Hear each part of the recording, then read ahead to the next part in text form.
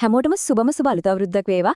ඉතින් මේ විශේෂ අවස්ථාවේ අපි කතා කරන්න යන්නේ අපේ සිංහල අලුත් අවුරුදු සිරිත් විරිත් පිටිපස්සේ හැංගිලා තියෙන සමහර විට අපි කවුරුත් වැඩි හිතලා නැති විද්‍යාත්මක රහස් තුනක් ගැන. දැන් අවුරුද්ද කිව්ව ගමන්ම ඔලුවට ඉන්නේ කැවුම් කුකීස්, ඔන්චිල්ල පදින එක, සෙල්ලම් කරන එක වගේ දේවල් විතරක්ද?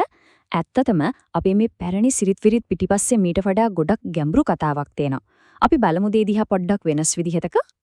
හොඳයි. අපි මේ පැරණි සිරිත් දිහා බලන්න යන්නේ අලුත්ම කෝණයකින්. ඒ කියන්නේ අපේ සංස්කෘතිය, තරුණකම සහ විද්‍යාව කියන තුනම එකට එකතු කරලා. ඇත්තටම අපේ අරමුණ මේ පරණ දේවල් අද කාලෙට කොහොමද හරියටම ගලපගන්නේ කියලා හොයන එක. හරි එහෙනම් අපි දැන් හිලි කරගමු අපේ පළවෙනිම රහස. ඒ තමයි පූජනීය විරාමය. මේක පිටිපස්සේ තියෙන විද්‍යාත්මක කතාව ඇත්තටම ටිකක් පුදුම හිතෙන එකක්. නොනේ ගතිය. අපි හැමෝම දන්නවනේ ඒක තමයි අර සාම්ප්‍රදායිකව අපි කිසිම වැඩක් නොකර ගමන් බිමන් යන්නේ නැතුව ටිකක් අශුභයි කියලාත් හිතන කාලය. ඒ කියන්නේ හැමදේම පොඩි වෙලාවකදී නිකන් නතර වෙනව වගේ. පුදුමම දේ තමයි අපේ මුතුන් මිත්තන්ගේ මේ නොනගතේ කියන සංකල්පය අද විද්‍යාවෙන් කියන ඩිජිටල් ඩීටොක්ස් කියන දෙයට පුදුම විදිහට සමානයි. ඒ කියන්නේ මොකද්ද? නිතරම ෆෝන් එකකින් කම්පියුටර් එකකින් එන තොරතුරු වලින් හෙම්බත් වෙලා තියෙන අපේ මනසට එක පාරටම රීසෙට් වෙන්න ආයෙත් පණ ගන්න ලැබෙන සුපිරිම අවස්ථාවක්. එතකොට මේ පූජනීය විරාමය අද තරුණ පරම්පරාවට කොහොමද ගලපගන්න පුරුමන්? හරිම ලේසි. ස්ක්‍රීන් දිහා බලාගෙන ඉන්න වෙලාව කුඩක් අඩු කරන එක. ගෙදර අයත් එක්ක ටිකක් කතා බහ කරන එක. Tamange හිතේ තියෙන දේවල් කොලයක ලියලා බලන එක. ඒවත් නැත්නම් නිකම්ම හුස්ම ටිකක් අරගෙන සරල ව්‍යායාමයක් කරන එක. මේකට මරු අවස්ථාවක්. හරි. පළවෙනි රහස වගේම රසවත් දෙවෙනි රහස ඒ තමයි ස්වභාව ධර්මයේ රිද්මය. මේක නම් කෙලින්ම සම්බන්ධ වෙන්නේ අපි කවුරුත් අහලා තියෙන අනුගමනය කරන අර නැකත් චාරිත්‍රවලටමයි. අපි දන්නවනේ ලිප ගිනි මොලවන එක, වැඩ අල්ලන එක වගේ හැම දෙයකටම පුරාණ ජ්‍යොතිෂයට අනුව කලින්ම හදපු නැකත් වෙලාවල් තියෙනවා. ඉතින් අපි මේවා තමයි අර සුබ මොහොතවල් කියලා සලකන්නේ. දැන් මෙතන තියෙන විද්‍යාත්මක පැත්ත තමයි පුදුමම දේ.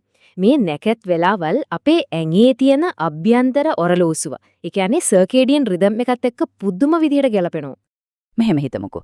උදේ 6ත් 7ත් අතර වගේ ලිප ගිනි මොලවන නැකතක් තියෙනවනම් ඒ වෙලාවට අපිට ලැබෙන උදෑසන හිරු එළිය අපේ ඇඟේ විටමින් D හදන්නත් අපේ මනෝභාවය, ඒ කියන්නේ මූඩ් එක හොඳ මට්ටමක තියාගන්න ස්වභාවිකම උදව්වක් වෙනවා.